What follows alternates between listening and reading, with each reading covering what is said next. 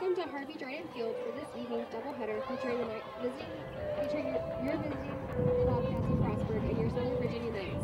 President Wilcox and his understanding staff thank you for your support of the student athletes and coaches participating in today's contest. It is paramount sportsmanship for us to respect the following SVU athletic rules. Cheer loudly and proudly for your team, not against the visitors. No profanity, vulgarity, racist, or sexist remarks. No personal remarks toward your players, coaches, or officials. Show that you know the game. Stay away from the playing area and team bench areas. Zero tolerance for alcohol and tobacco use at all contests. Cheer loudly and proudly for your team and keep it positive for our visitors. Thank you for your cooperation and go Knights. The defensive lineup for the Knights. Pitching for the Knights is number 12, Megan Harmon. Catching is number 47, Heather Terranova. Playing first base is number 18, Molly Gabbert. At second is number 11, Michaela Johnson. At third, number 28, Caitlin Barber. At shortstop, number 24, Bethany Hudson. In left field is number 1, Tara Hilton. Playing center is number 5, Maddie Rigby. And in right is number 6, Katie Rose Holmes.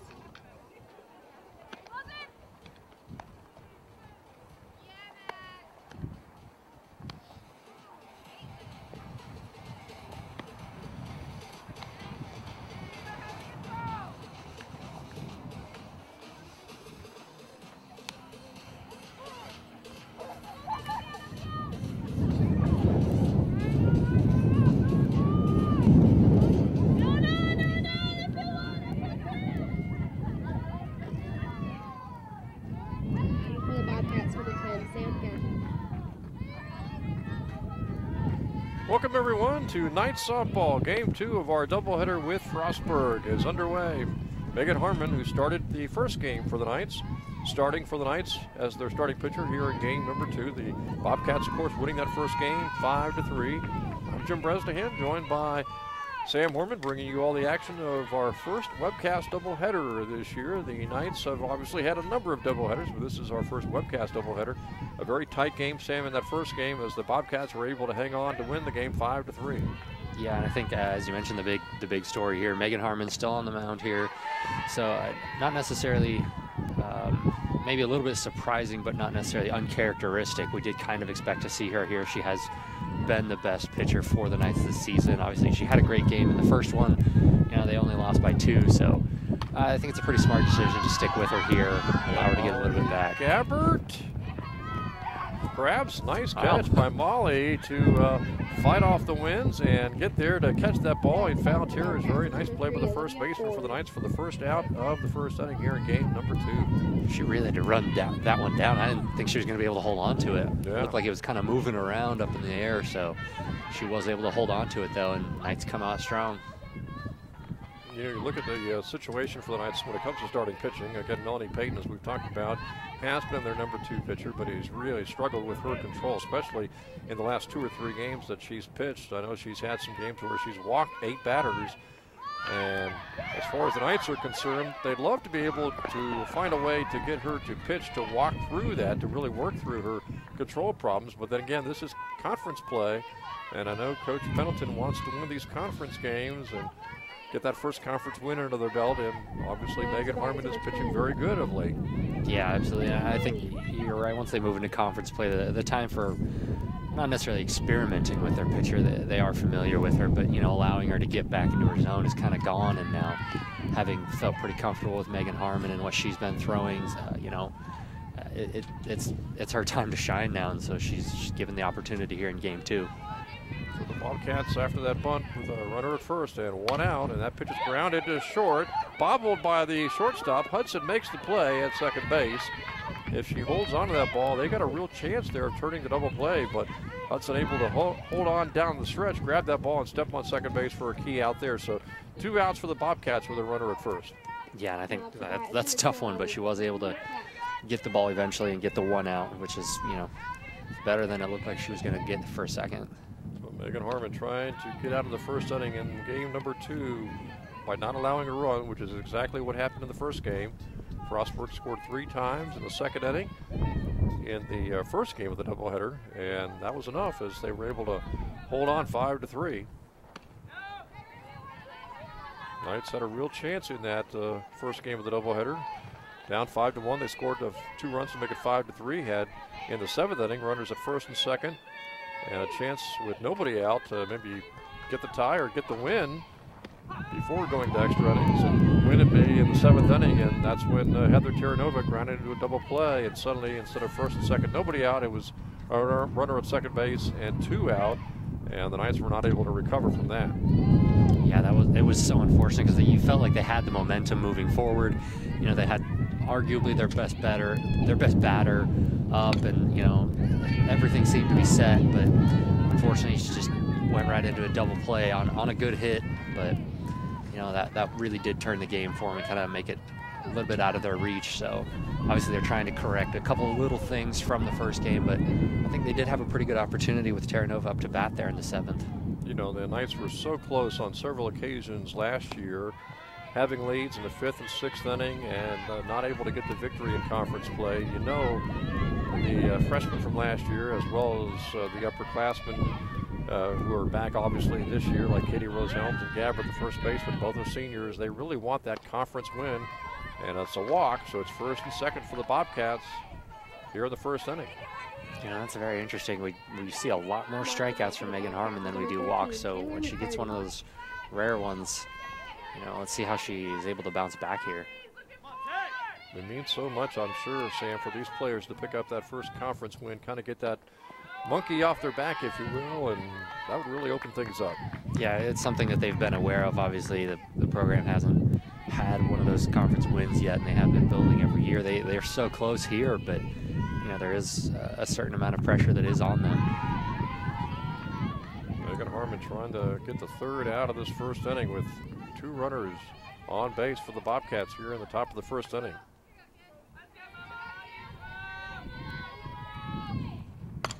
Fouled away. And out of play, so the Bobcats still alive with runners at first and second. 2 are gone for the Bobcats here in the top of the 1st inning. Same lineup as in the first game. Terranova the catcher, Johnson at second, Gabbard at first, Hudson at third, Barber is the 3rd baseman. That ball hit the right field. Helms grabs it, fires it in. It comes to Terranova, makes the catch, and can't turn around to tag out the runner, though, and the first run scores for the Bobcats.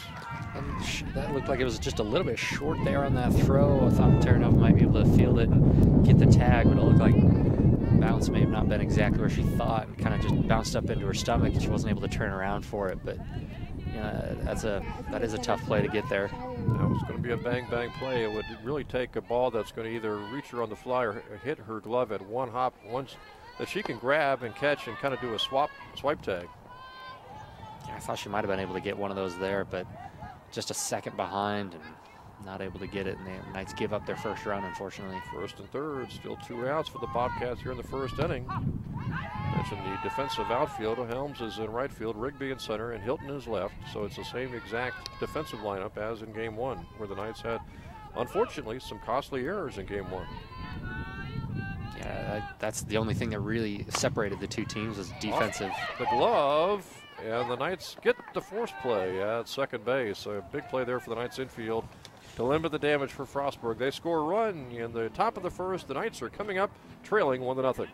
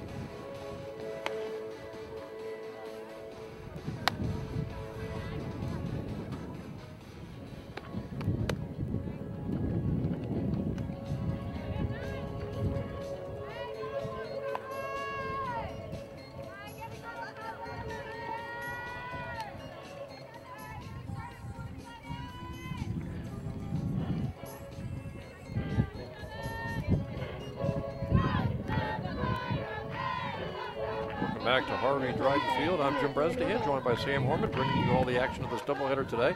Frostburg Bobcats, Southern Virginia Knights. Bobcats scoring a run in the top of the first inning, so they've got the early lead here, 1-0. Merling is the starting pitcher for the Bobcats here in game number 2, short through the first game. They pitched pretty well. Merling playing first base for the Bobcats in the first game, but a right-handed pitcher here to start game 2. And I think Merling's done pretty well. I think as far as statistically, she matched up a short pretty well, and the Knights struggled to get a whole lot off of short despite having easily 30 or 40 foul balls in the game. So we'll see. And several hard hit balls that unfortunately on several occasions went right at Bobcat defenders. Yeah, absolutely. So they were able to find the ball, it looks like, just not get it where they needed to in order to produce some runs. Terranova grounds out to third and foul. So she will go back and try again. As I mentioned, though, Merling so far 2.97 ERA, very similar to Allison Short's 2.88. So despite having fewer games played, only 2 wins, 2 losses on her record, that's still pretty impressive. Sub-3 ERA for her. So statistically, batters have struggled against her, but obviously, the Knights, hard to say that the ERA from short represented how the Knights hit as well. So we'll see what she's able to do here. Yeah, she walks Terranova to start the first inning. Of course, a lot of experts will tell you, Sam, that when you talk about the softball, maybe to a lesser degree, the baseball stats, conference and non-conference, 2 totally different things. The Capital Conference is extremely tough, and a lot of these teams will play some tough non-conference and some not so tough non-conference matchups. So, what they do in the conference and what they do in non-conference can be, unfortunately, at times, 2 drastically different things. Yeah, it really can. And even, looking at the stats from the Knights, we have seen a few different things, despite not too many conference games for them. So it's just a different feeling and a different atmosphere as well, because they want the wins more, and so both teams are just competing so hard. Harmon with a good bunt. And the Knights have first and second with nobody out here in the first inning. Great bunt by Megan Harmon. I think she initially wanted to lay that down just to get Terranova to second, but it was such a great bunt, she was able to get a single out of it. And so it's first and second, and now Bethany Hudson will come to the plate. Yeah, that's pretty much a textbook bunt there by Megan Harmon. It couldn't really have gone any better. It's just far enough that nobody really has a great play on it, but it's too close to get her out at first. Hudson fouls that one off. So the Knights, unlike the first game where they went 1-2-3 down in order in the first inning, they were able to get their first 2 hitters on base. Terranova at second, Harmon at first, nobody out. Knights would love to really bust open the offense here in the bottom of the first inning, trailing 1-0, and Hudson unfortunately takes a strike, so she's down 2 strikes. Yeah, and in some of their previous games, I think that's what's made the difference, is they just get the bats going early and then they're able to stay in it longer. In the first game here today, I think that's what got them out a little bit mentally, was they just weren't able to get the runs going, and the Bobcats did, and so that you fall behind on the scoreboard and momentum-wise, and they just weren't able to get back in it. Hudson looking for a big hit here with a couple of strikes on her and a couple of runners on base. Swings and misses for the strikeout. Big strikeout there for Merling, the right-handed pitcher for the Bobcats. So it's going to be up to Tara Hilton first and second, 1 out. Now for bat number 1, Tara Hilton. Tara Hilton had one of the best games from the Knights in the first game of the day, so scored the first run for him, and I'd be surprised if we didn't see something good from her at this at-bat. She's outside. Terranova taking a pretty good lead at second base, trying to get a good running start if Hilton drives that ball to the outfield. Terranova and Harmon, the base runners, not blazing speed, but good speed as Hilton offers at it and takes the strike. That was almost in the dirt on that one. She didn't want to give up a strike there. That's at first and second, nobody out. Hudson struck out. Hilton the hitter, Gabbard on deck. Knights really could use a hit here to drive home some runs. Hilton, a bunt attempt, misses it.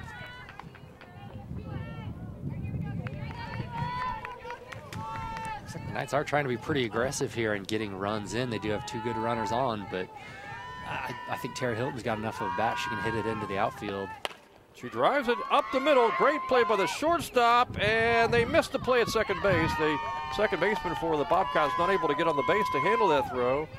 And so Hilton reaches. All the base runners are on safely at first, second, and third now. Harmon at second, Hilton at first, and over at third is Terranova with one out, and that leaves up to Molly Gabbard. Bases loaded, one out. That's really the right play there by the Bobcats. Unfortunately, Olivia Ford just kind of overran second base. It looked like she wasn't able to keep her foot on the bag, and so allowed Megan Harmon to stay on second. And so Molly Gabbard comes to the plate looking to deliver a big base hit. Takes the called strike. Michaela Johnson, the on-deck hitter. Knights trailing 1-0 here in the first inning, but they have bases loaded.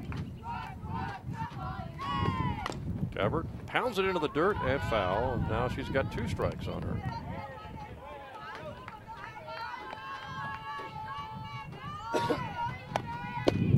Well, you know Marilyn, the pitcher for the Bobcats, she wants the strikeout or some sort of pop-up on the infield because there's only 1 out of the inning. Yeah, she does need some help from her defense. I think that was so key for them in the first game here today, and they're going to need a little bit of that here.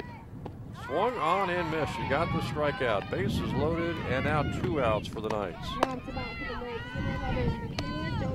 And that'll leave it up to Michaela Johnson as the Knights really desperately need a big hit here to try to take the lead in the first inning. Yeah, this opportunity is too good to pass up with the bases loaded, and yeah, they for sure want to get at least 1 run out of this inning. The pitch swung on and missed. You know, Short in the first game wasn't throwing too hard. She was just really trying to hit her spots. In this game, Merling looks like she's throwing a little faster than Short did in the first game. Yeah, I do think we are seeing some different speeds. A little bit more heat on Merling here. Pounded to the second baseman. Fielded cleanly, and that's it. Third out for the Knights. They do not score. They have the bases loaded, 1 out. They could not score. And we go to the second. It is Frostburg 1 and the Knights nothing.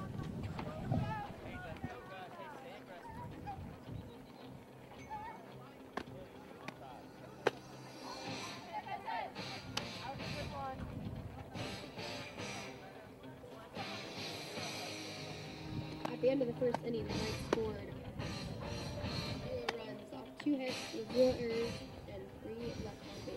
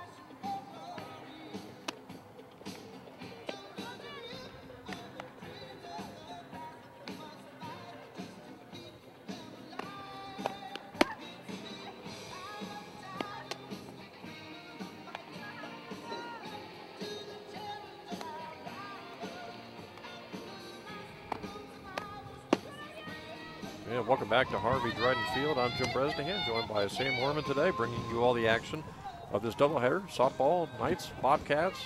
Bobcats won the first game 5-3, and they've got an early 1-0 lead here in game 2 as we start the top of the second inning. The Knights had bases loaded and 1 out in the bottom of the first, could not score.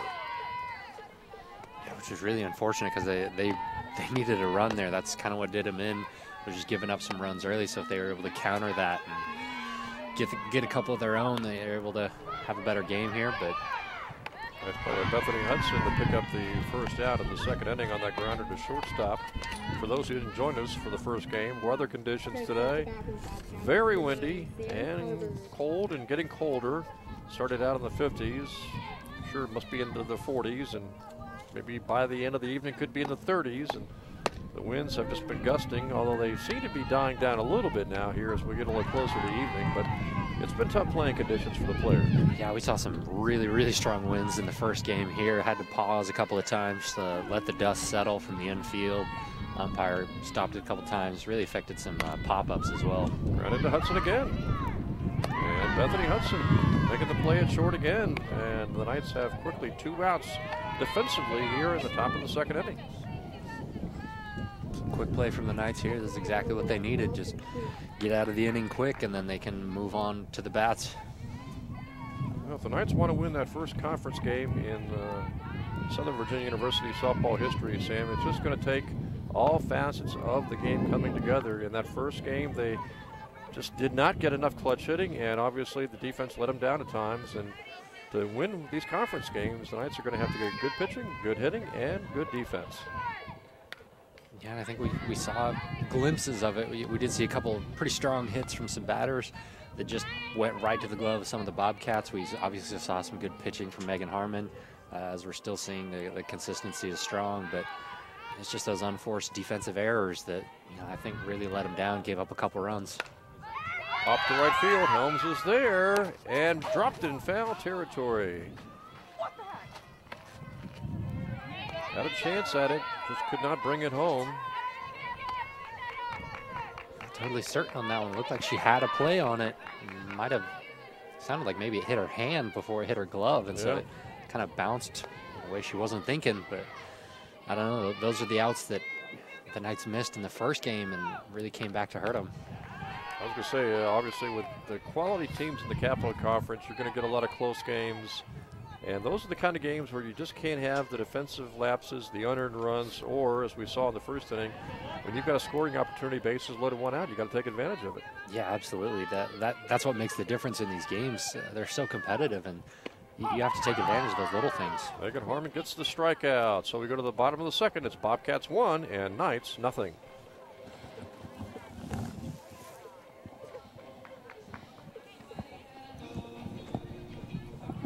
I'm on the countdown to 7 innings.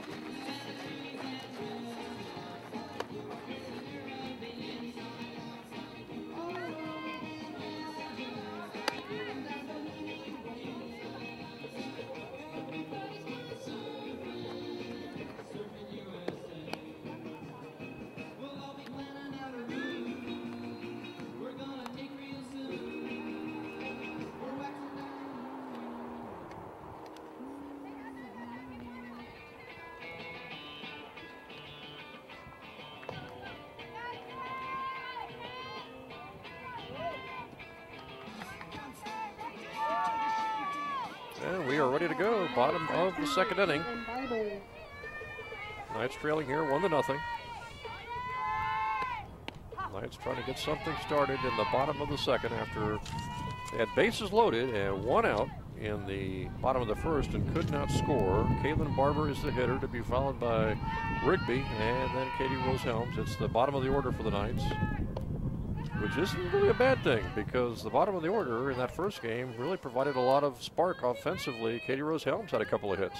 Yeah, it really did, which, I mean, despite almost everybody on the field knowing she's not the strongest hitter. And Barber drives that to right center for a base hit. So Kaylin Barber starts things off here in the second with a hit. Knights started off the first inning, of course, getting their first 2 base runners on, and they couldn't score. Yeah, but again, this is the kind of luck that I don't think they had in the first game, and they're taking better advantage of it. It seems like the pitching change has helped a little bit. I think they're a little more comfortable with Merling's speed as opposed to the accuracy and off speed that they saw last game. And Rigby, who had a big hit in the first game, lays down a bunt that goes foul. And they're really wanting those runs early. They'll sacrifice an out if they can get him a run. Of course, Rigby has good speed, and if she puts it down where it's a hard bunt to handle, could easily be a sacrifice or maybe a base hit. So let's see if Rigby tries to bunt again. Yeah, that's exactly what we saw from Megan Harmon. Last inning was just a perfect bunt down the first base line, and obviously the point just to move Heather Tarrant over to second, but allowed her to get on base as well. Called strike on Rigby, so she's got 2 strikes on her now.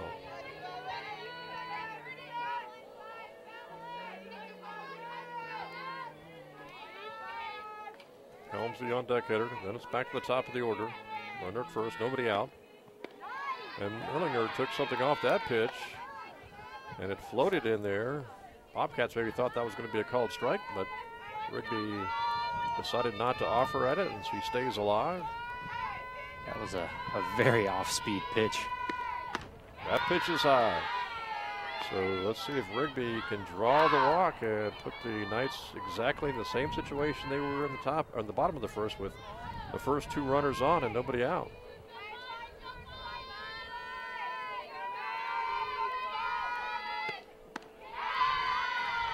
And now Rigby only needs 1 more ball to get the walk. It's just smart batting right there, recognizing I think the accuracy is not quite here for Merling yet, so just letting her pitch. It doesn't seem to have the control that Short did, the first pitcher in game 1. That pitch is outside for a ball, so maybe the Knights are going to maybe take a few more pitches, try to draw some walks, and generate some offense that way. So they've got first and second, nobody out, and Katie Rose Helms will be the hitter. And, I mean, this is a batter where we've seen quite a few runners advance because of her, even if she doesn't make it to base herself. The Knights are clearly looking to do that this game, and you know, with runners on first and second, I'm sure we're going to see a short hit here. I would think she'll be bunting, but we'll see. Swings and misses. I was thinking that she's going to bunt either for the sacrifice to make it second and third and 1 out, or an out-and-out base hit on a bunt. Yeah, I was too. I mean, bunt it down the third base line, pull the third baseman in. Even if Katie Rose gets out at first, you advance the runners to second and third, and then Heather Terranova's up to bat. Katie Rose hits it and rolls foul to the right side, so she's got 2 strikes on her now.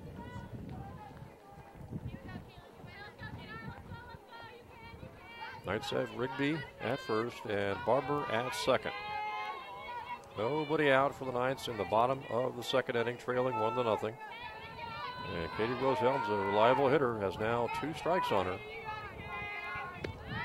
Drills it to center field for a base hit, and it goes all the way to the wall.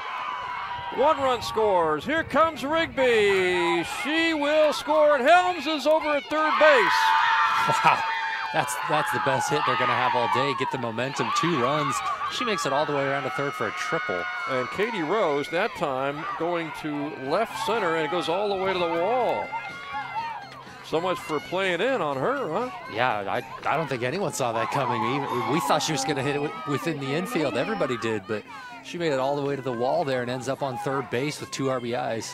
And so Katie Rose Helms with the triple to make it 2-1, and she was able to get into third. I thought they were going to try to throw home to get Rigby. Instead, they took the shot at Helms at third, and she just got there. She's just incredibly fast. I mean, make it to third on that was very impressive and beat the tag. Terranova grounds it foul. So Helms is at third base, nobody out, and the Knights have taken a 2-1 lead as they, again, try to win for the first time in school history a conference game in the Capital Athletic Conference in softball.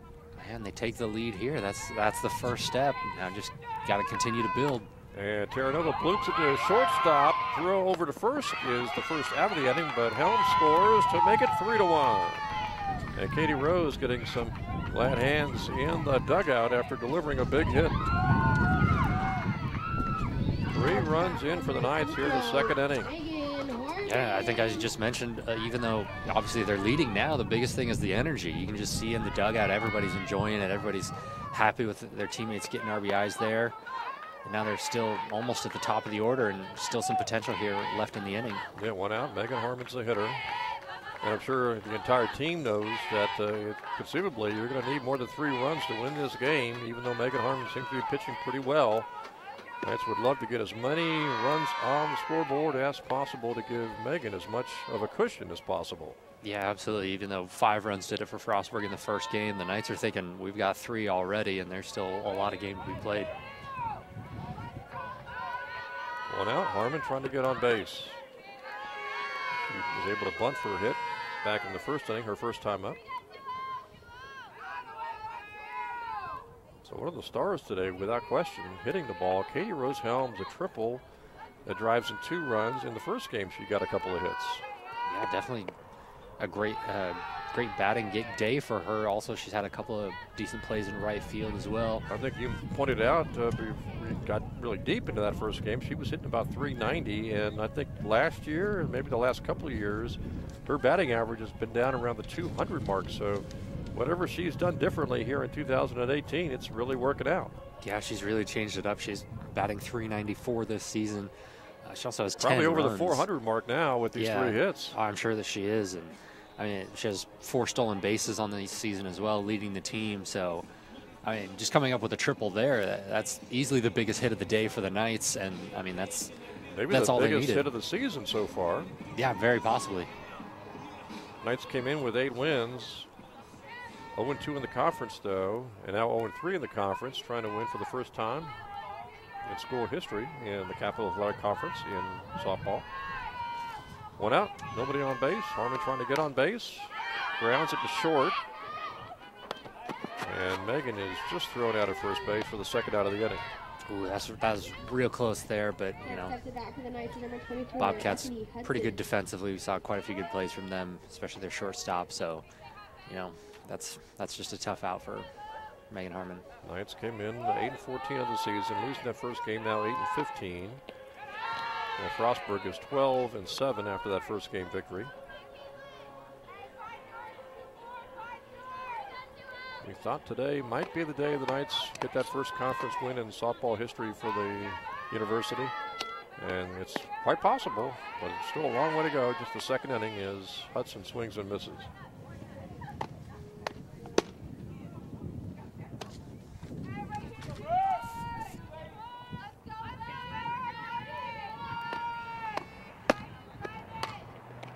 Hudson rips it to 3rd, knocked down, thrown over, and that's it.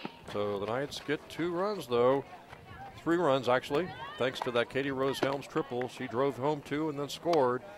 3-run inning for the Knights, and we go to the 3rd inning. It's Southern Virginia 3 and Frostburg 1.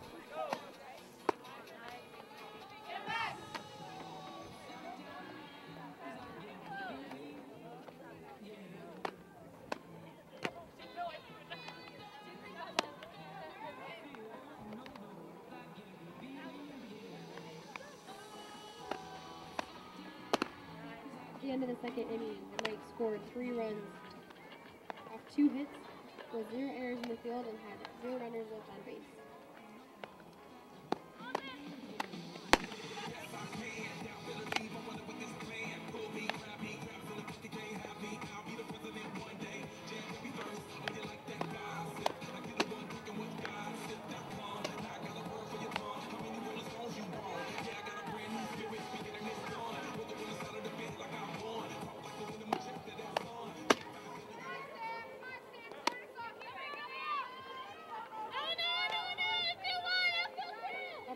Ready to go, top of the 3rd inning.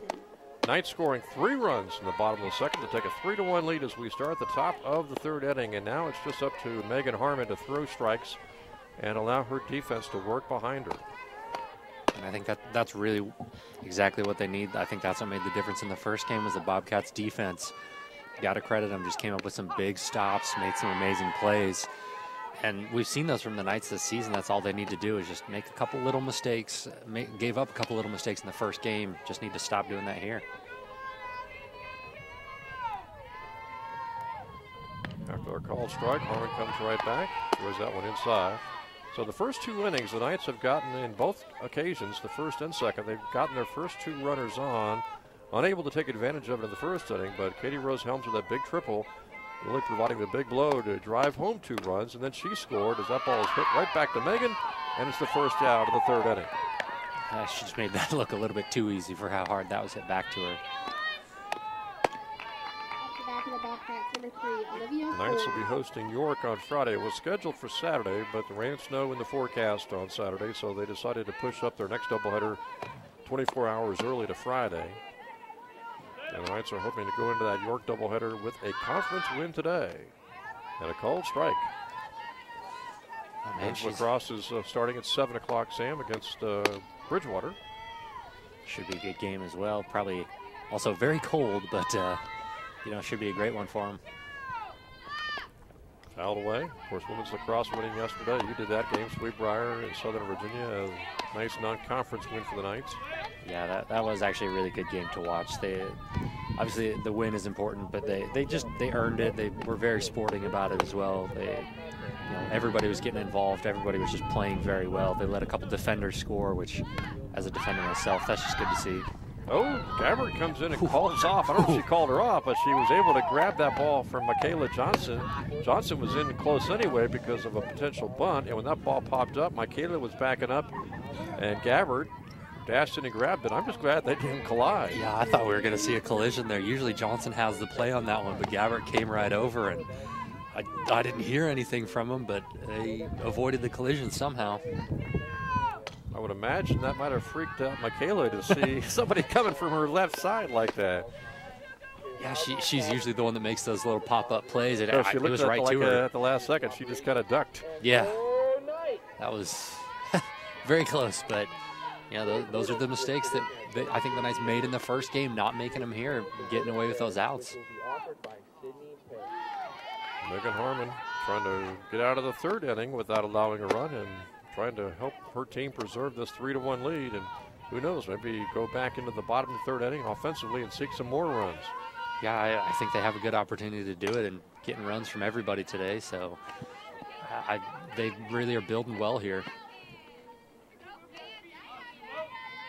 And as we were talking about the first game, you just don't know what kind of emotional and maybe of a confidence factor, what kind of factor that's going to have to get that first conference win out of the way and under your belt and really kind of open things up for the remainder of the season. Yeah, it really does. And I think, you know, obviously they are two separate games, but it's because they're so close to each other, it's the same day.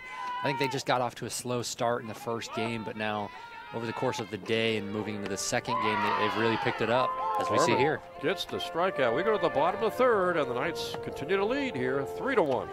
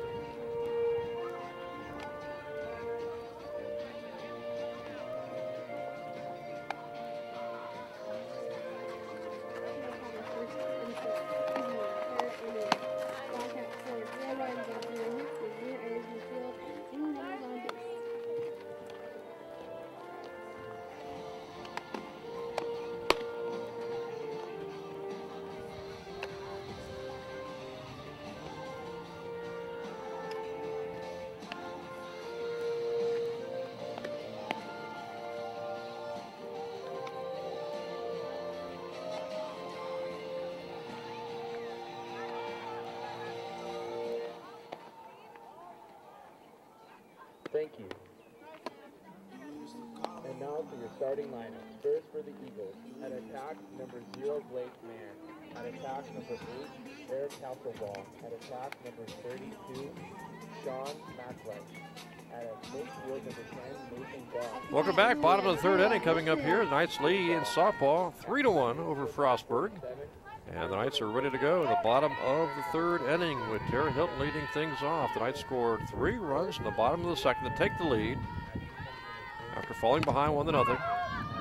Hilton hits it foul to the right side and just out of play, out of the reach of the Bobcats defenders. So the Knights are trying to add to a 3-1 lead here as Megan Harmon has pitched well. She pitched pretty good in the first game, lost it 5-3, but several of those 5 runs that Frostburg got, Sam, were unearned runs, and Megan really deserved a better fate in game 1, and maybe she's going to get that good fate here in game 2. Yeah, it looks like she is. As you just mentioned that, you know, I think the first 2 runs in particular, they had a play for them. They did not have to give those up with a play right into center field, but yeah, that takes a toll on you, and then gave up a couple more unearned ones later, and it just came out of reach. Hilton gives it right back to the pitcher, and that's going to be the first out for the Knights here in the third inning. That's, again, everybody seems to be connecting with the ball and putting it back in play, but just hitting it right into the glove of the Bobcats. Well, that'll be Molly Gabbard coming to the plate to be followed by Michaela Johnson. Fast-moving game here in game 2. Already at the bottom of the 3rd inning. Knights have that 3-1 lead. And they really want to add some more on the scoreboard to give Megan Harmon as big of a lead as possible during the late innings.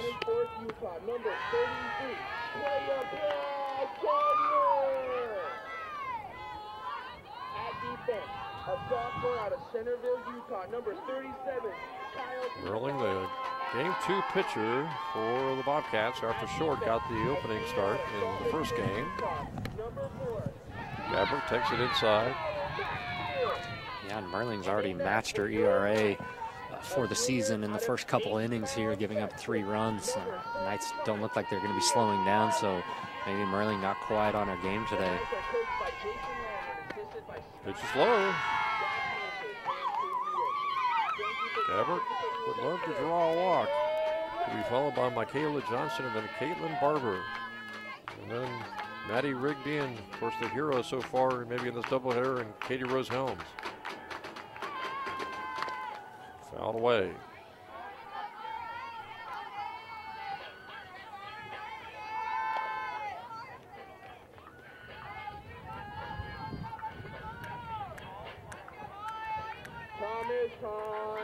One out for the Knights here in the 3rd. Gabbert trying to get something started. And she does by drawing the walk.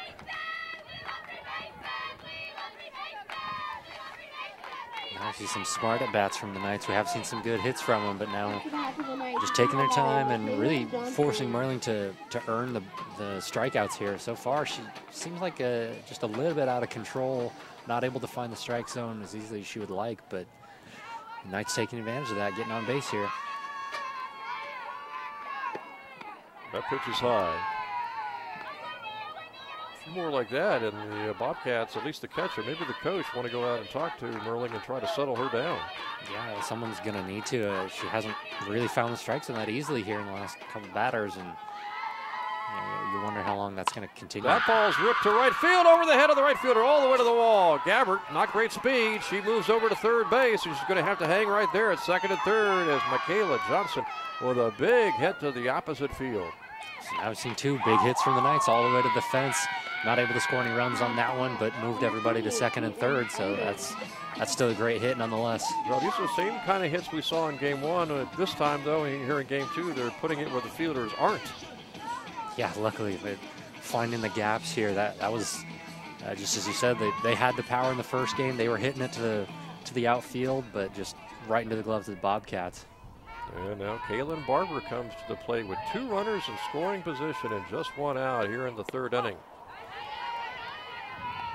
And we talked about it earlier, to win these conference games, you got to do the little things, and maybe one of the little things right here would be putting this ball into the outfield and driving home 2 runs.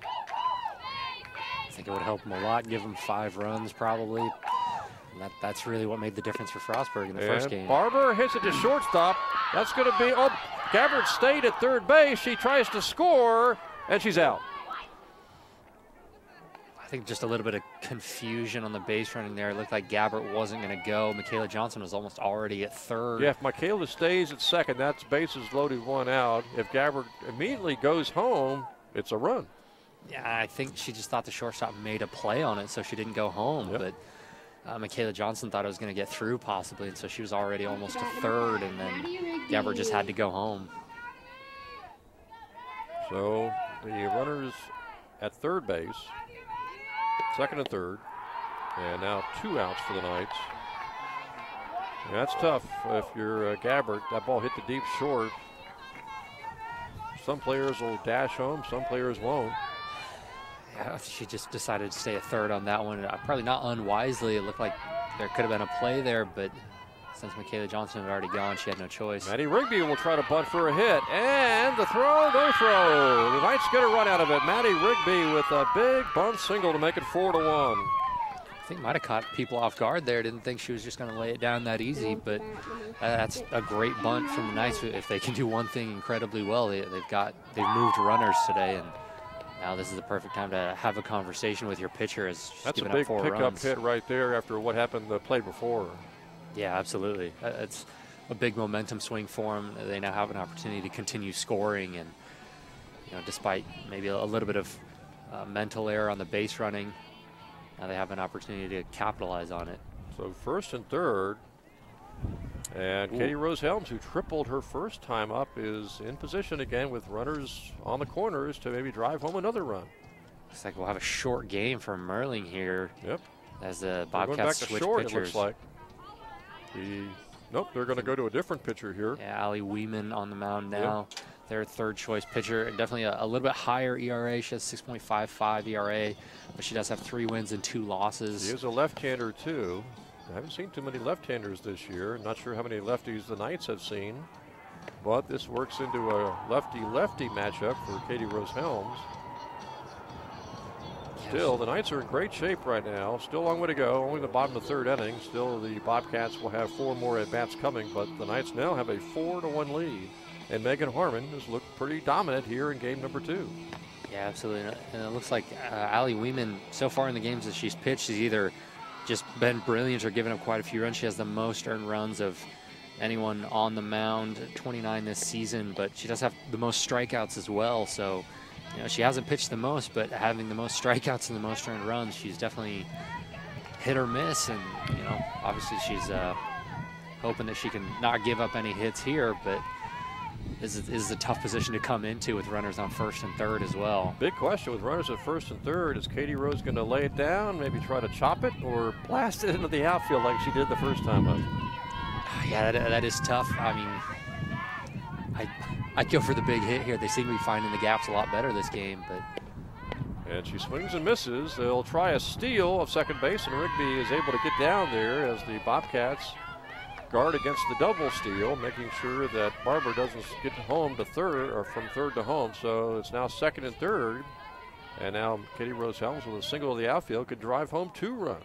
Yeah, that was a great slide into second, though, coming around the bag like that. Looked like the throw was a little bit short, but played it safe. And it's driven to second base, fielded cleanly, throw over, and that is the third out of the inning. But the Knights get another run. We'll go to the 4th inning. It is Southern Virginia 4 and Frostburg 1.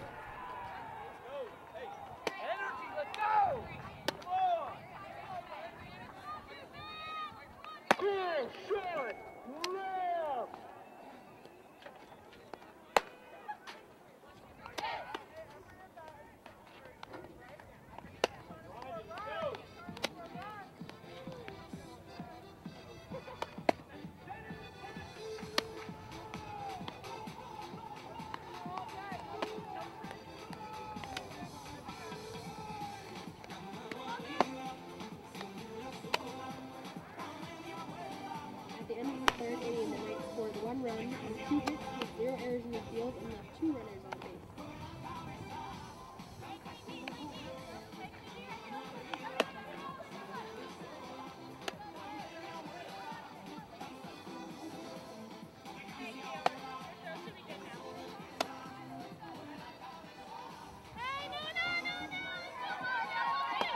Up to bat for the Bobcats, number 12, Brittany Platt.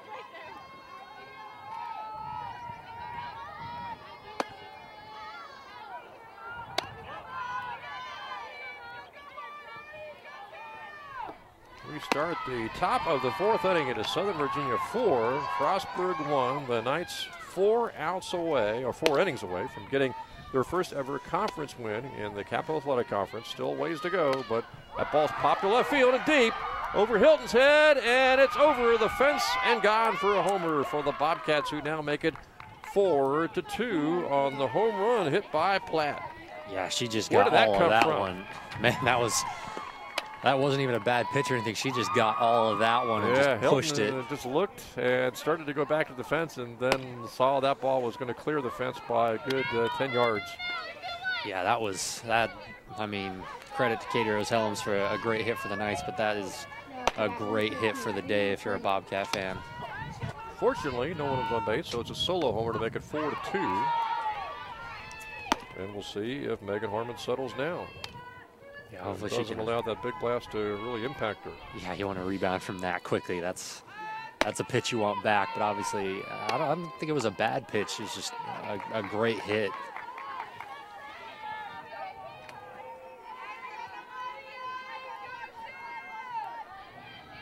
So Megan trying to shake off the home run ball. It's 4-2 here in the 4th inning. But one thing you don't want to have happen is have it rattle you and maybe mess up even momentarily your control. Yeah, absolutely. I mean, it's still a very close game. I think the Knights still have a little bit of momentum over the Bobcats, but it's very close, and those mental lapses are what make the difference. That ball's fouled to the right side, going to be out of play. It does show you that the Knights still have maybe offensive work to do or try to do. We talked about it. They might need more than 3 or 4 runs to win this game, maybe 5 or 6 or 7. Yeah, they definitely are going to want to continue to build off of what they have. You know, 4 is great, but it wasn't enough for the Bobcats last game, and I mean, they got 5, so the Knights are definitely looking to get more here. And I think if they don't, the Bobcats are going to respond. Yeah, Frostburg won the first game 5-3. They are trying to sweep this doubleheader. Fouled away.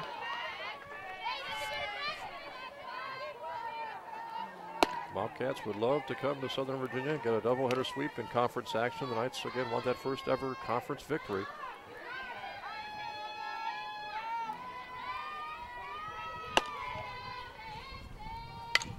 Drilled to right field and foul, just foul. We've seen a couple of those that are pretty close to being fair, but looks like maybe the luck has changed. I think the Knights had a couple of those hits in the first game, and now the Bobcats trying it out in the second. Bobcats already have the 1 run home on the home run ball. That ball fouled again. Megan Harmon went the full 7 innings in the first game. Melanie Payton has kind of struggled with her control, so they chose to give Megan the start here in game number 2. I think she's done a pretty good job, and obviously her defense has really helped her out today. Foul away.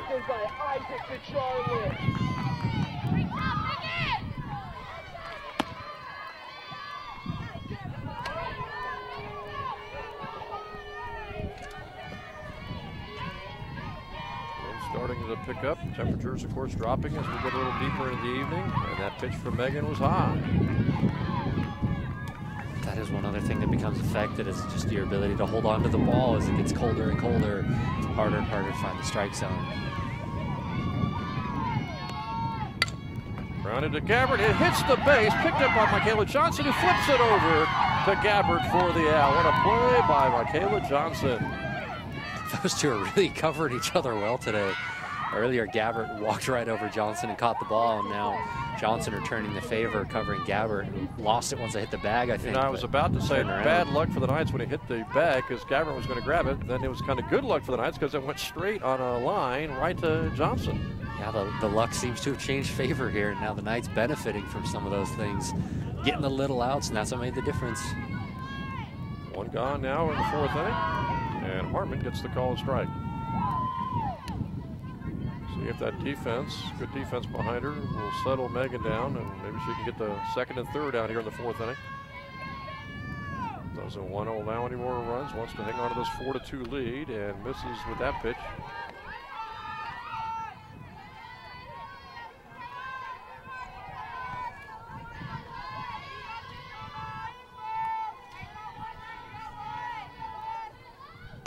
Fouled away, and now 2 strikes on the hitter.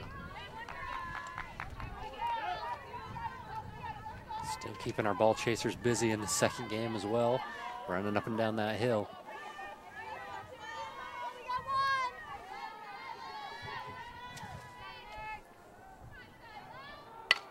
Foul to the right side, and it goes out of play.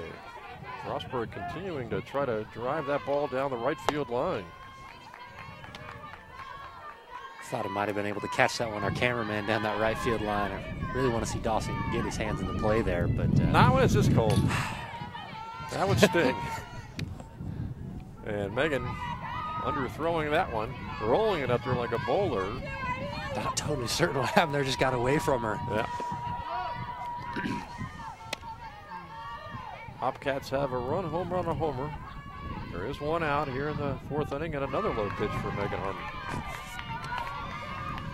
You do wonder for really both teams, but right now for the Knights fans, thinking about Megan Harmon, how these cold temperatures, she's already thrown 7 innings in the first game, how that's going to impact her, both the need to maybe throw 14 innings today and obviously these cold temperatures. Yeah, it is a long day for her, and obviously I think her pitch count wasn't incredibly high in the first game, but now she's really building on that. And so obviously having Melanie Payton struggle a little bit, I think it is still the smarter choice, but as it wears on her more and more. Drilled to the outfield. It's going to hit to the right center gap. It's going to be at least 2 bases. Helms comes up with it cleanly and throws it in, but it's a double for the Bobcats. So the Bobcats have a runner at second with 1 out. Yeah, I think we are starting to see a little bit of wear now from Megan Harmon. Those pitches just aren't coming in quite as crisp as they were. It's just the natural consequences of pitching as much as she has. She goes into basically her 10th inning in a row. I mean, that's asking a lot. So Arneson comes up with a big double for the Bobcats. Knights are thinking bunt right here, even though there is still 1 out in the 4th inning for the Bobcats. Bobcats are maybe thinking of a big comeback here in the 4th inning. They've already got 1 run home on a homer. And Megan Harmon misses with that pitch.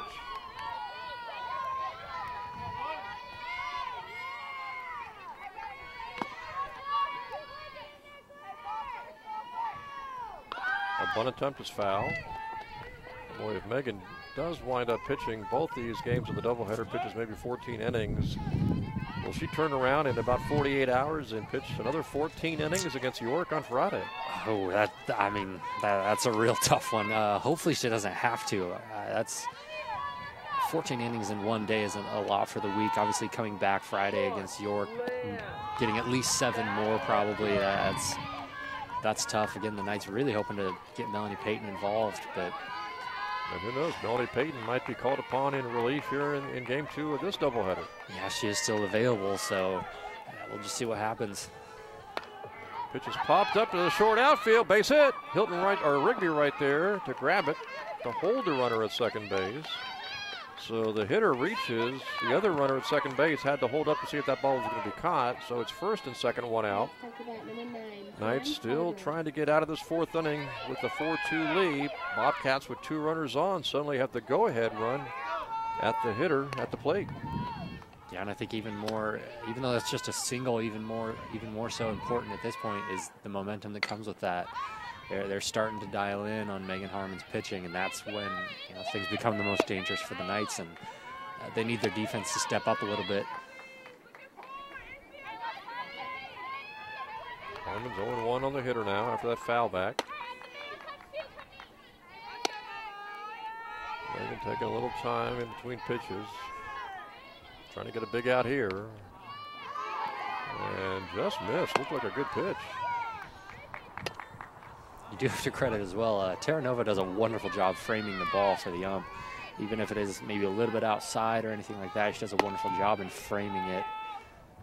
Drilled to the right side. Johnson's there. Get the play at first. That's the second out. So now the Bobcats have the tying run at second base.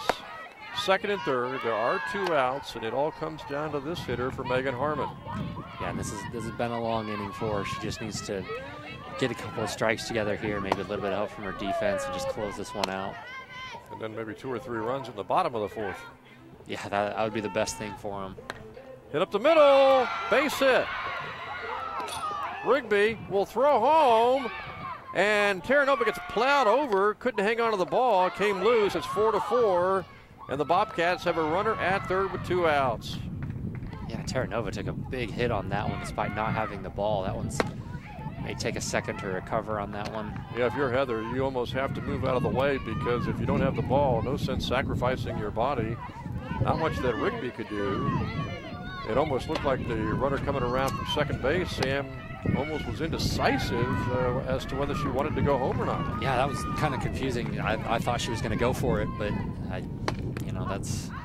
So that was 4-4 here in the 4th inning as the Knights started with a 4-1 lead, but the Bobcats have now scored 3 runs, and they've got the go-ahead run at third base with 2 outs. So the Knights are going to have to go to work offensively in the bottom of the 4th inning again, trying to maybe retake this lead as the ball came loose from Terranova, trying to throw it down to third base. I don't know if she bump into the batter and throw that ball almost in the dugout. Yeah, it looked like she almost threw it right at the batter on that one. It was hard to tell if she actually threw it and hit her or it just came out of her hand. But well, you really do wonder if these cold temperatures are impacting some of the players out there. Yeah, I mean, they have to. I wonder if that's where Harmon's location is coming from a little bit. Grounded to second. Johnson hurries her throw and makes the play at first base. Bobcats score 3 runs, though. We go to the bottom of the 4th, and we're all tied at 4.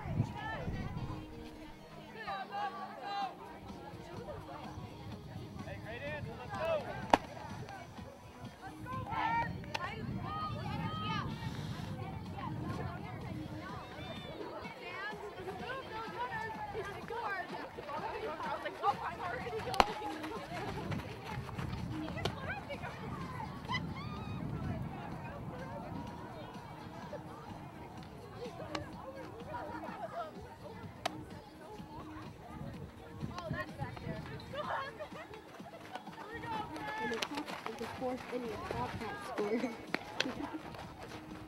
3 runs, off 4 hits, with 0 errors in the field, the most 1 runner on base.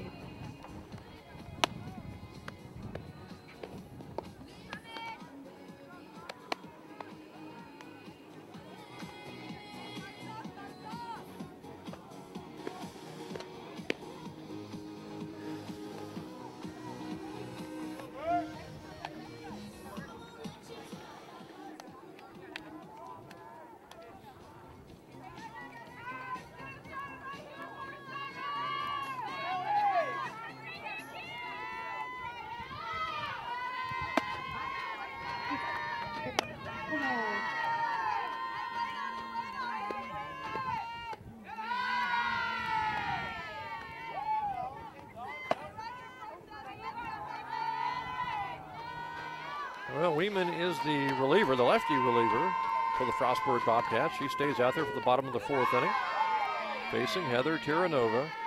Knights start at the top of the 4th with a 4-1 lead, but a home run by the Bobcats made it 4-2. They scored 2 more. It's 4-4 as we go to the bottom of the 4th inning.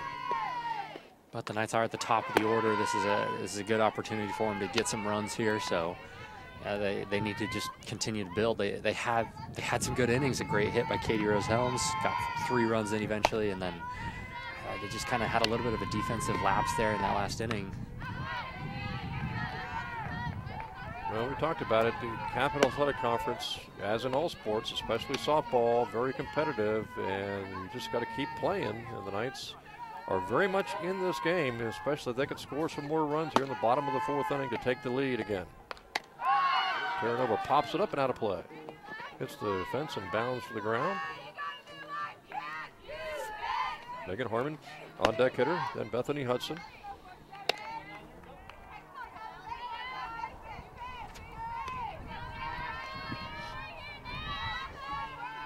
4-4, bottom of the 4th. Good to see the Knights maybe taking some pitches too, because Weeman again relieving Merring, and you wonder if maybe she might blow up with her control in relief here for her starting pitcher. Yeah, I do think Merling struggled a little bit to find the location, and it really benefited the Knights to just let some pitches go by. They got a couple base on balls, which really set them up to get the runs eventually batted in. So I do think they need some smart at-bats here. They're clearly showing the power hitting, though. Terranova drives into the gap, and it's caught by the center fielder. Good running catch by Gatton. It looked for a second that might find the gap between left and center and go in there for a double, but Gatton was able to chase it down for the first out of the 4th inning for the Bobcats. Yeah, that's, again, a great hit by Terranova. Pushed it all the way into left center, but I mean, the Bobcats defense just been there for him today, and they're able to come up with that. Now Megan Harmon from the left side. Lefty takes the called strike.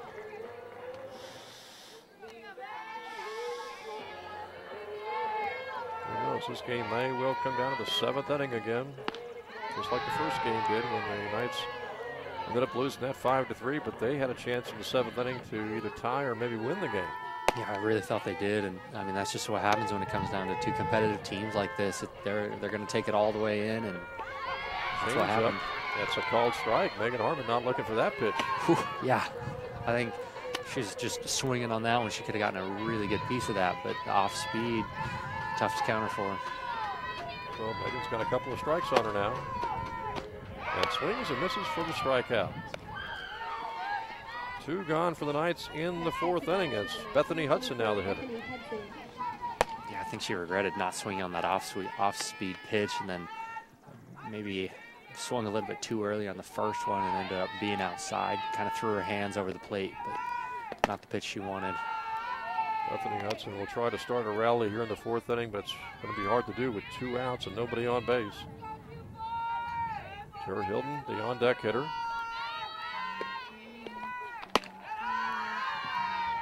Well, the Knights like to see the long ball right here from Bethany Hudson, with the outlook pretty bleak for scoring runs in the 4th inning with nobody on base and 2 outs, and to see her drive it over the fence. Yeah, they could really use something, just any sort of spark, which I think they got from Katie Rose Helms earlier. Did a great job, but, you know, they need another one.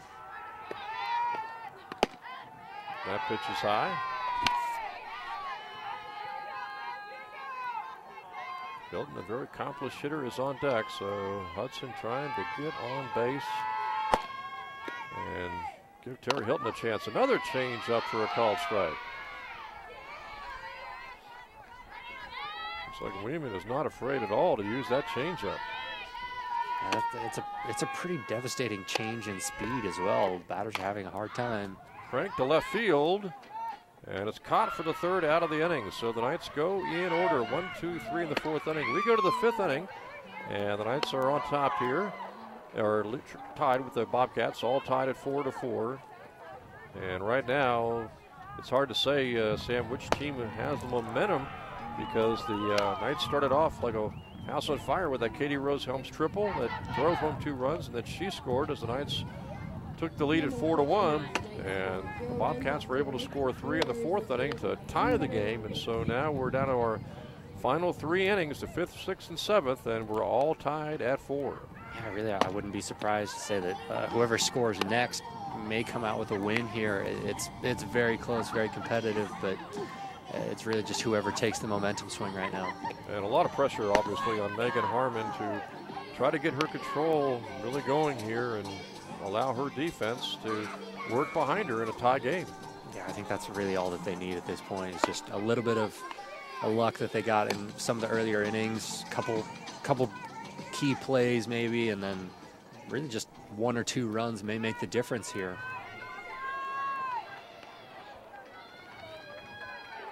So here we go, 4-4, top of the 5th inning.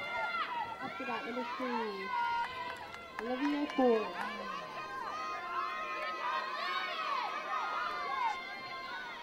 Megan Harmon hoping for a better 5th inning than her 4th inning when she gave up 3 runs, and she starts the 5th inning with a called strike.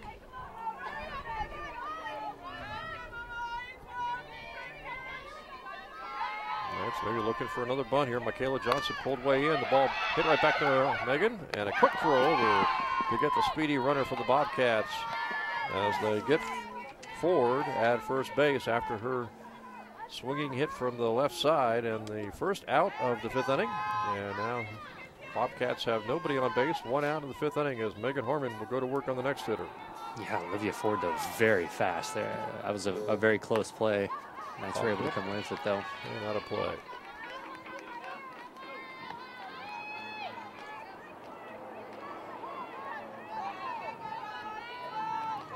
Knights will have Hilton, Gabbert, Johnson in the bottom of the 5th. That pitch high.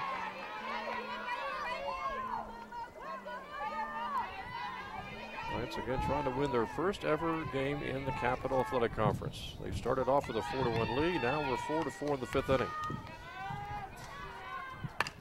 It's solemnly up the middle for a single. So the Bobcats have a runner at first with 1 out here in the top of the 5th inning.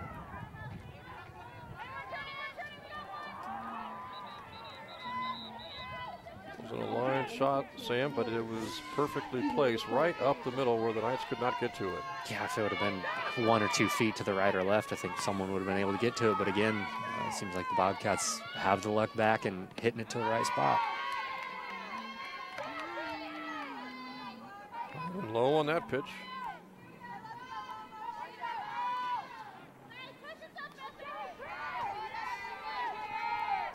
Bobcats scored first, and the Knights came back with 4, and the Bobcats got 3 in the 4th inning to tie this game at 4 here in the 5th inning.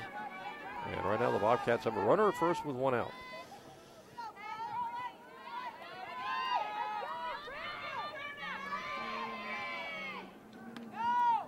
Harmon trying to get her control going here in the 5th inning. Does not want to walk this hitter and put 2 runners on with 1 out. Yeah, this could become very dangerous very easily, but obviously she's really looking to just do something quick here, maybe get a strikeout. Gets the called strike there.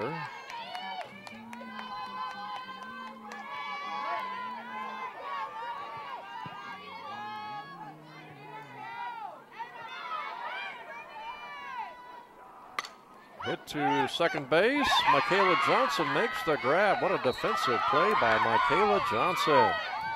Yeah, that's the kind of effort that the Knights need. She's just in the right place at the right time and able to dive for that one. Gets a little fist bump from the umpire there. That's good. Good to see. Even the ump's impressed. You know you've done well. So 2 are gone for the Bobcats with a runner at first. Megan Harmon out away from getting out of the 5th inning.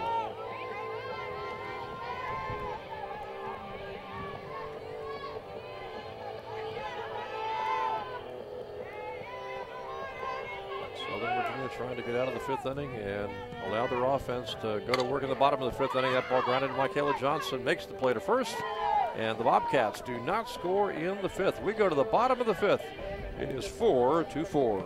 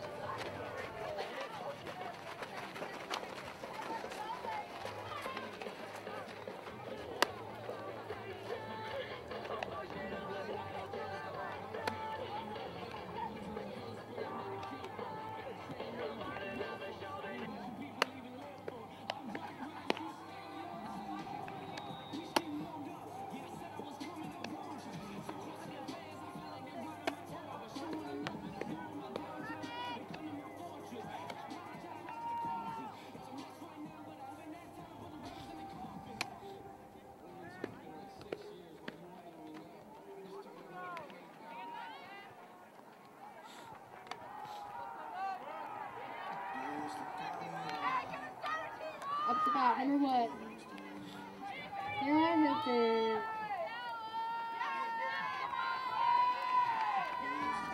Jim Bresnahan along with Sam Horman bringing you all the action today of Knights softball. Knights lost the first game of this doubleheader to Frostburg 5-3, and we are 4-4 going to the bottom of the 5th inning.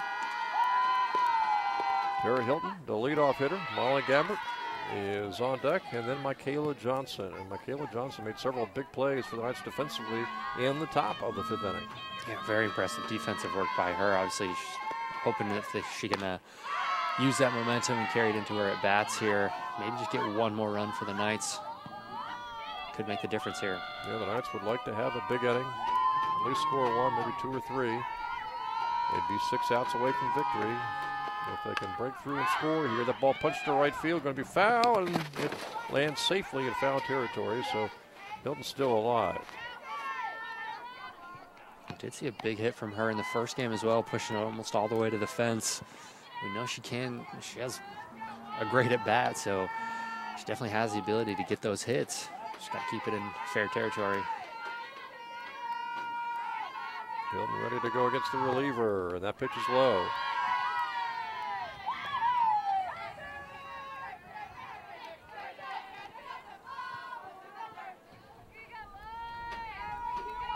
Even the left-hander fires a change-up and a hit Hilton on the shoulder, so she's on base.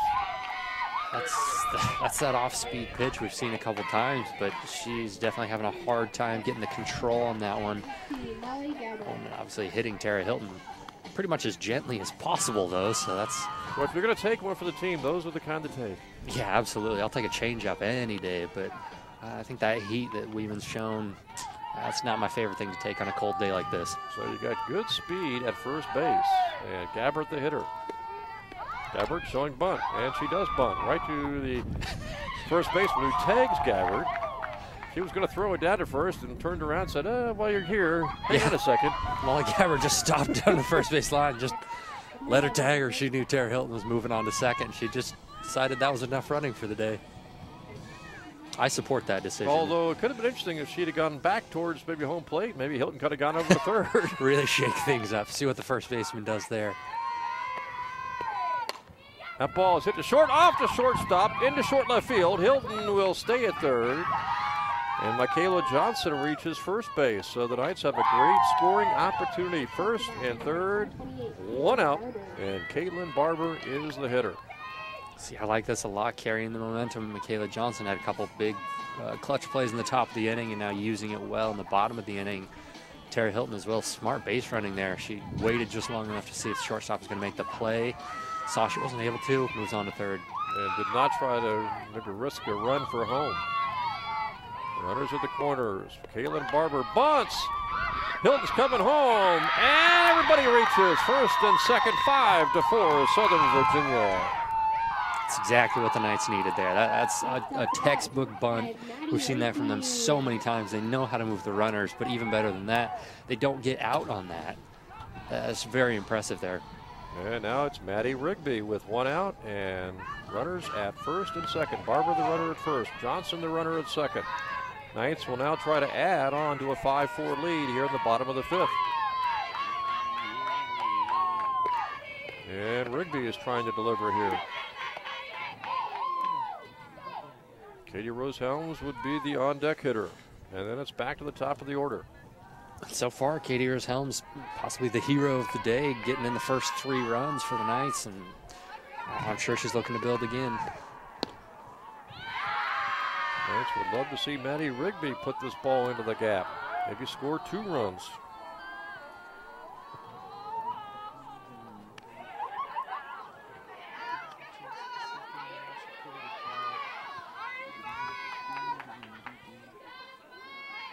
Rigby waiting on the next pitch. Shows bunt, does bunt. Pitcher's going to throw to first, and they get Rigby at first for the out. And the other runners move up, so it's second and third, 2 outs, 5-4 lead here for the Knights, and now Katie Rose Helms to the plate. Boy, if she could hit this ball into the outfield like she did that triple, the Knights would be right back to a 3-run lead. Yeah, absolutely. That'd be great for them. And yeah, I have to credit the bunt there, just laying it down perfect on that off-speed pitch, which I think the Knights can expect at this point in every 3 or 4 pitches. So that's the smartest play to lay down a bunt on. That ball grounded to shortstop, throw over the head of the first baseman. Katie Rose Helms reaches at 2-run score, and you got to credit Katie Rose Helms' speed because it looked to me like the shortstop rushed that throw. If she throws easily and fluidly, she makes the play, but she knows that Katie Rose has got the speed, and she overthrows, and it's 7-4 Knights. Yeah, Katie Rose Helms, the hero of the day so far. I mean, 4 RBIs and 2 at-bats. That's pretty much anything you can ask for from a player. So Katie Rose Helms, I don't know if she's going to get RBIs for that because it was to deep short. She ought to at least get 1, I think. But it is true. I mean, if the shortstop makes the play, that's the 3rd out of the inning, and the Knights still would have a 5-4 lead. But now those 2 runs come home, Sam. They're big runs. It's 7-4 instead of 5-4, and that gives Megan Harmon a 3-run lead to work with in the final 2 innings. Yeah, and I think even more importantly, the Bobcats don't really have any other pitchers as well. You know, they've already brought out their second pitcher, started with Merling, and yeah, unless they went struggled back to short, maybe in the starting game 1 pitcher brought her back out. Yeah, really, that's their only option at this point. Merling kind of struggled a little bit. Weeman now, I think Knights have kind of figured her out and took advantage of now the Knights pitches. Really want to go for the clincher here with Heather Terranova at the plate. Terranova last time up. Was the last time I think she drilled that ball deep to center. Yeah, she did have she got a great piece of it, but Bobcats in the right position. And she cranks that one deep, and it is gone. A great home run for Heather Terranova there. The whole team out to congratulate her. A great 2-run shot there.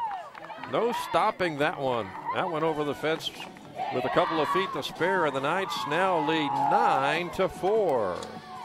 This is exactly the kind of inning the Knights needed.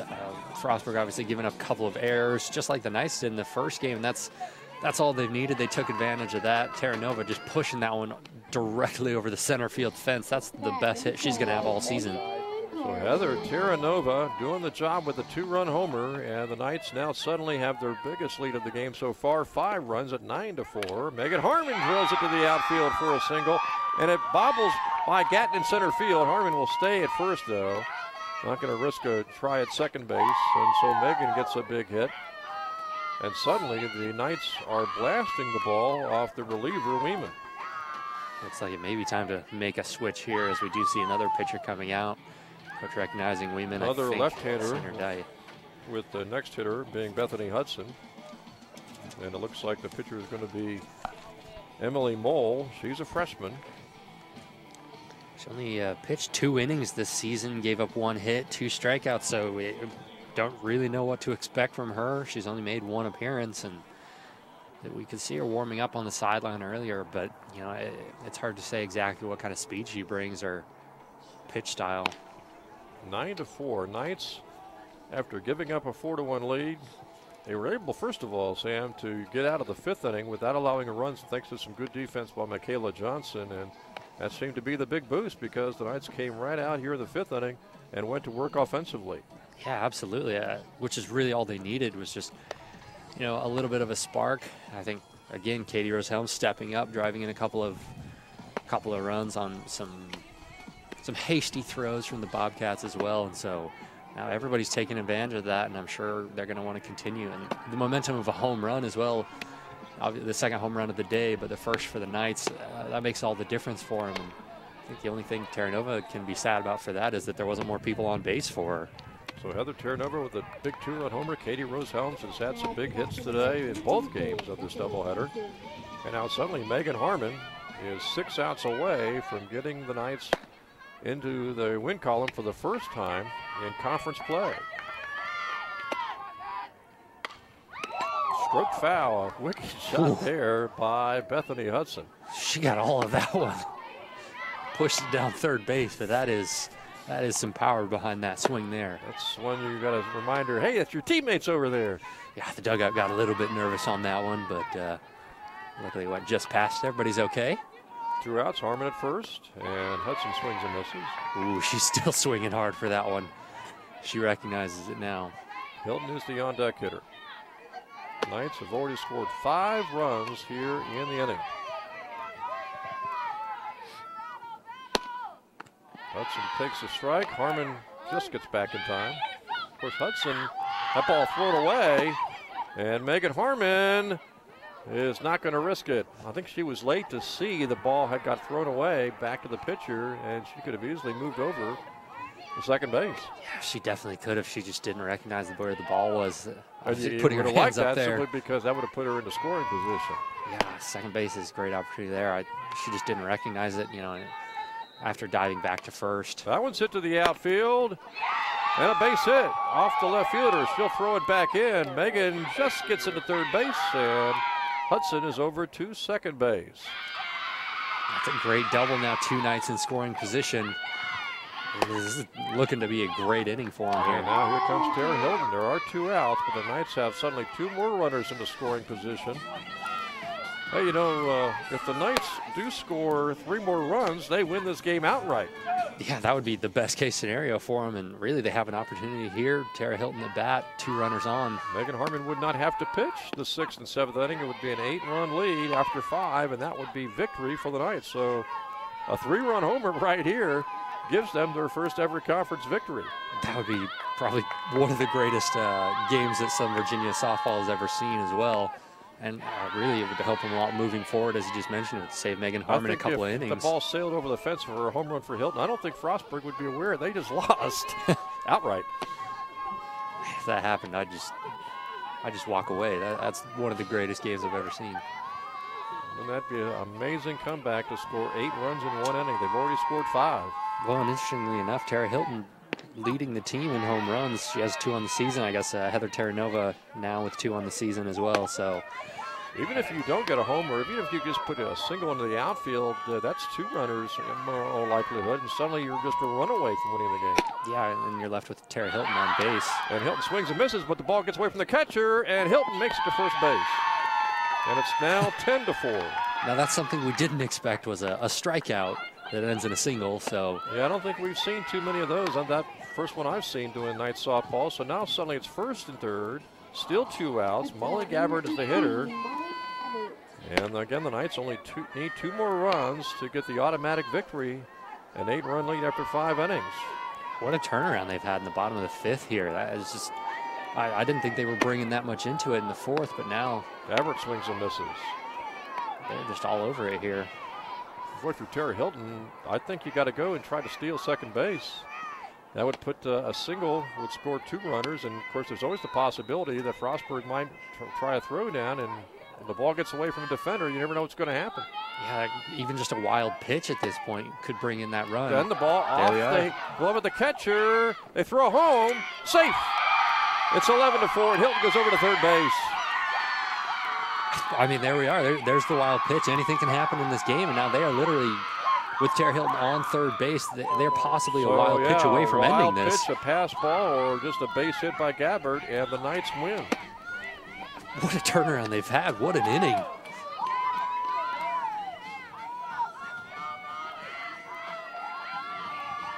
Knights can end it right here with a base hit by Gabbard, or maybe a wild pitch or a pass ball.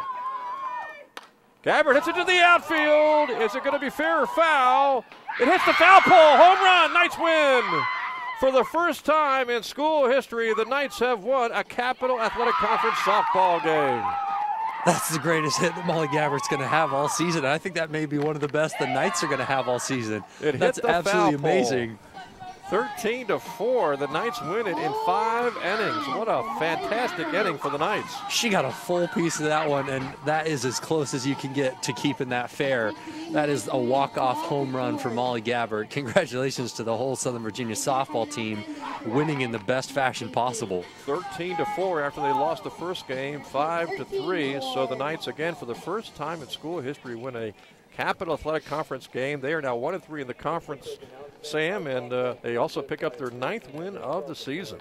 Yeah, that's it. I mean, there's so many benefits to that. Obviously, the momentum of, just the excitement of a walk-off home run saves Megan Harmon a couple of innings pitching, maybe 40, 50 pitches optimistically. I mean, that's so you're the talking biggest about deal. Some of the heroes, Megan Harmon, and good defense by Michaela Johnson, but look at 3 hitters, I guess.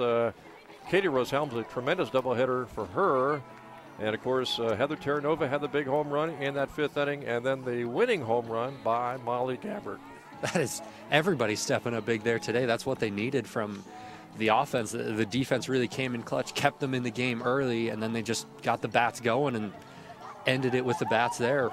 And Frostburg's got to be shell-shocked. They had come back from a 4-1 deficit. They were 4-4 in the 5th inning and were probably thinking this is going to be a tight one into the 6th and the 7th. They were not thinking about giving up 8 runs and losing it outright in 5 innings.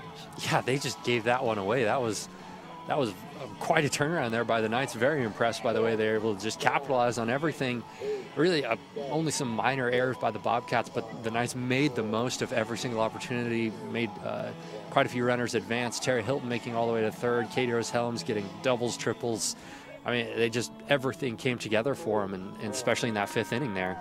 So congratulations to Coach Tiffany Pendleton and her coaching staff and all the Knights players for picking up their first ever Capital Athletic Conference win. They are now 1-3 in the conference, and they have picked up their 9th win of the year, Sam. And the sky is the limit for this team now that they've got that off their backs, that first conference win. They play York in a doubleheader on Friday at home, and they've got a chance to really start picking up some conference wins now and maybe becoming a factor. And who knows, perhaps this team's got the offensive talent and Megan Harmon to maybe make a run at maybe getting into the top 6 and maybe making the postseason conference tournament now. Yeah, with what we just saw, they clearly have it in them. They just need to keep that consistency. A couple of simple mistakes in the first game resulted in a loss for them, but they noticed them, fixed them, and came up big here in the 2nd. So congratulations once again to the Knights on picking up their first ever Capital Athletic Conference win. The Knights come back for a big win here in game number 2, winning it 13-4 in 5 innings after losing the first game 5-3. Congratulations to the Knights. That's going to wrap things up here from Harvey Dryden Field. I'm Jim Bresnahan for Sam Horman and all of us here at Southern Virginia University. Thanks again for joining us, everyone, for Knights softball. Have a great evening.